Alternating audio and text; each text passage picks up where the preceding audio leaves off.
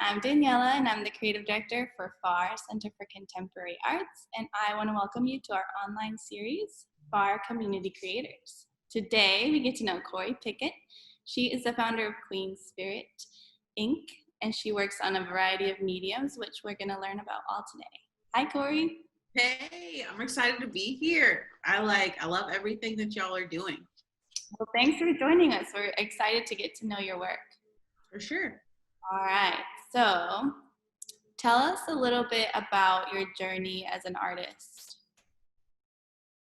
Yeah, my journey as an artist has been a long and grueling and rewarding one.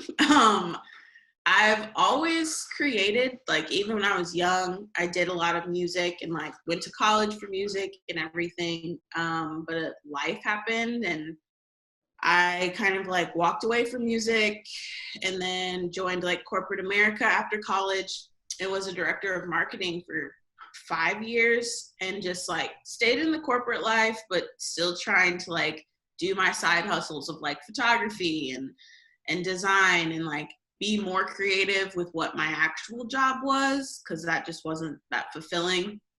And so 3.5 years ago, I just gave my notice at my job and was I'm gonna leave here in a month. And I had no plan. And they knew I had no plan. And so they didn't really believe me. They were okay, you're gonna give us your month notice, whatever. And I was yeah, if you want me to train somebody, I'll do that. Cool. And it was 2 days before my last day. They had never hired anybody to take my position. And I was you didn't realize I'm leaving in 2 days. And yeah, but you still don't have a job set up. It's you're right, I don't, but this isn't it. I need to create. So from there, it was the night. So it was the night of the second day before I was going to be done there. I got an offer with Tribeca Film Festival in New York.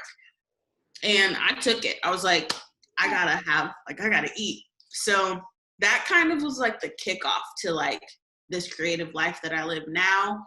And Tribeca just showed me that anything's possible. There are people that live creative lives every single day.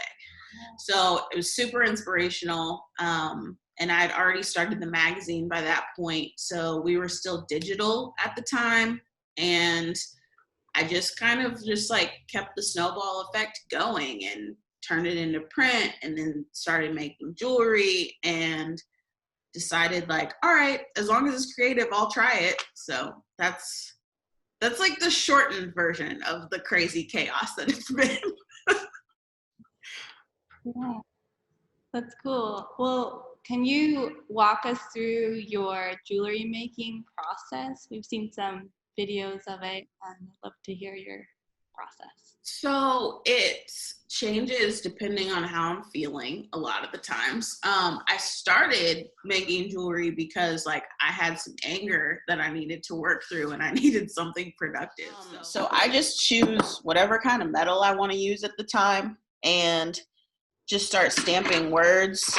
I use a variety of different letters, but this is kind of what a stamp looks like. It's real little, and it's just it's metal as well. So I really only work with metals. I kind of got into that because my grandpa used to make spoon rings, and I really always loved them. So I had him teach me that. And then from there, it was metal just stayed the thing that I like to work with. So metal stamping, that's that process. It's just whatever needs to be said, whether I just need to work through something, I'll stamp that out. Or if I have a commission, a lot of the times these days, they're affirmations people want to be reminded of, and they want to wear that daily. And I wear all my own rings too. So this is a old spoon. This is a full spoon that's been turned into a ring. I just for me, jewelry is kind of like armor. So I like to just be armed and ready for whatever life wants to throw at me, and my jewelry brings me comfort. In In addition to your jewelry, you publish a zine. Tell us about Queen Spirit. Yeah, so Queen Spirit started when I was still working my desk job. I was very like, I need something more creative. Like I'd get done with all the like flyer design and stuff that we would do for the company, and I would just be still like wanting to just create something. So I started it as a digital publication, and originally it was called Queen Shit Magazine because I just needed a place that I could just literally say whatever I wanted to say and be safe about, like have a safe space. So I have like a bunch of my creative friends like submit, and we just put together this digital zine. And we did that for like a year and a half. And then I got connected with Kat of Coffee People, and she was just like really supportive and encouraging to be like, yeah, you can do print. Like it's doable. I was like really scared of it just because I didn't know like what even went into actual print publications. Like, but really, as far as like my end of things, like the design side of things, nothing really changed. It was just reformatting some things. And so we moved into print at the beginning, like, well, at the end of 2019. And then this entire year have put out print publications. So done 4 so far and are about to do a 5th, like to end the year, just to hopefully help us all a little bit process what 2020 has been. But it's really just filled with anything creative from any medium is allowed. We have themes, so like we've done self-belief, we've done community, we've done restoration. This next one is going to be like what got us through, like whatever gets you through the hardest parts of life. And that's going to be like filled with like ideas on how to like be more well, or how to focus on like releasing all the tension that 2020 has given us. So there's like journal prompts, there's fitness ideas, there are music playlists. It's really just a little zine that's filled with like all things creative and a way for people to express themselves. That's great. Awesome. So what's your dream for the zine? Well, so the dream has always been to have a nonprofit, which recently got established as of October 15th. Officially, Queen Spirit Inc. is a nonprofit entity, and the zine is just a part of that. The nonprofit is going to create opportunities for creatives. The whole idea is to change this narrative of struggling artists to sustainable artists, and teaching creatives how to live sustainable lives through their art. I want to have internships. So if somebody's interested in the publication world, great. Their zine is there for that. If somebody's interested in like actual like behind the scenes design, layout, whatever that is, the zine's there for that too. But even on a deeper level, like I have a lot of creatives that have been a part of the zine that do a lot of other things, whether it's music, production, film, television. So if someone were to come to me and say, I really want to work on this medium, great, I can plug them in somewhere. Queen Spirit is just supposed to be kind of this hub where creatives can come and hopefully, excuse me, be plugged into the right spaces in order to help them grow and have a way to make an income and live a sustainable life. That's awesome. Yeah. Yeah. Okay. Well, I would love to hear about, you mentioned Kat from Coffee People, and you just recently did the editing for their 10th issue, right? Yeah. So I was executive editor of issue 10 of Coffee People Zine, and Coffee People has been around for 3 years now. Kat has just like been putting out this publication centered around the coffee community, but not just coffee, but what people within the industry do. So as I was a barista for 2.5 years, and that's like kind of how I would stay afloat before like my creative endeavors could carry me. And with being in the coffee community, like, yes, we love coffee, but everybody's pretty creative. Like there are people that do a vast majority of things that are just amazing. So Coffee People touches on that. It shows like what people within the industry do and create and make and whatever that looks like.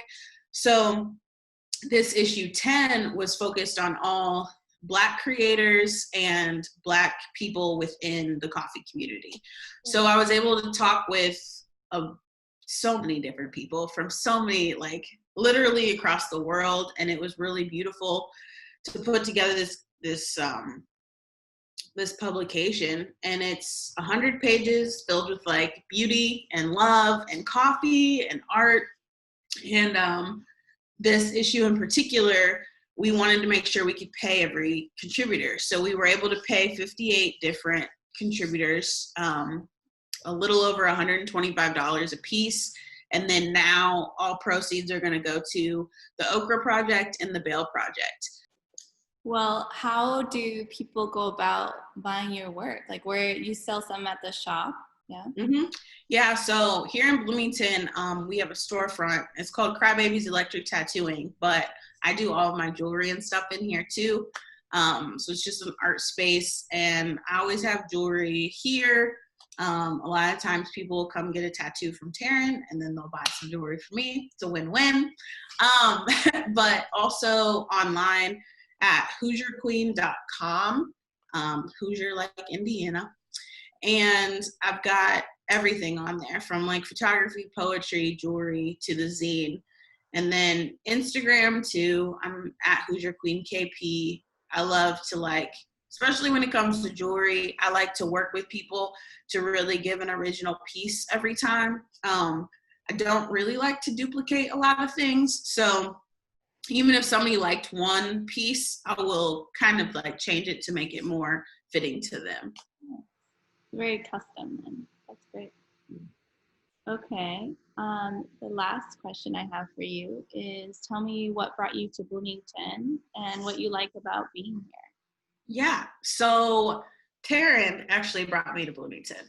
I was living in downtown Noblesville for the past year and a half. And well, when quarantine happened, I was like, well, I guess I'm going to go to Bloomington because I don't know what else to do.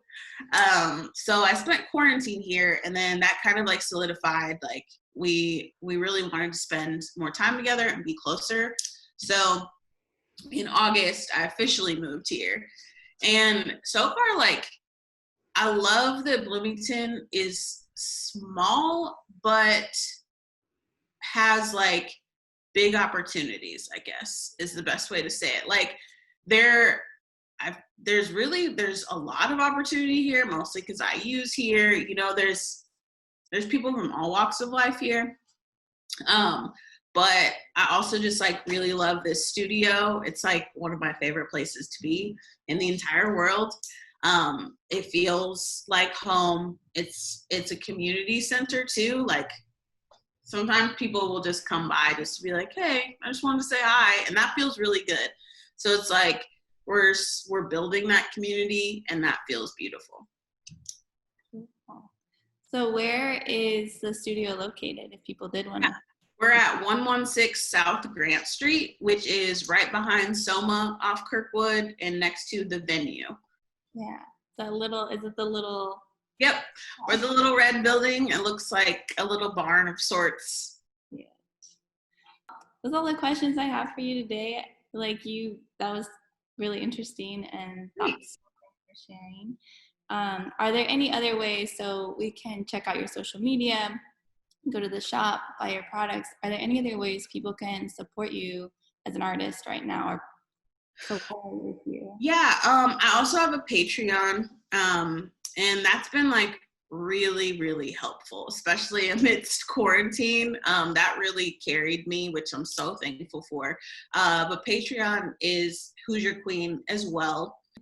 as like, if the world begins to open, hopefully more pop-up shops, because that's what I really love. I love to be able to like give people tangible ways to support, because I know sometimes digital can be hard.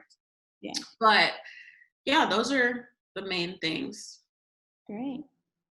All right. Well, thank you for joining us and for giving us some of your time. For sure, it was fun. Yeah, it was really nice to chat. So thanks, and stay tuned for next month's Community Creator. Bye, Korie. Bye. Thanks.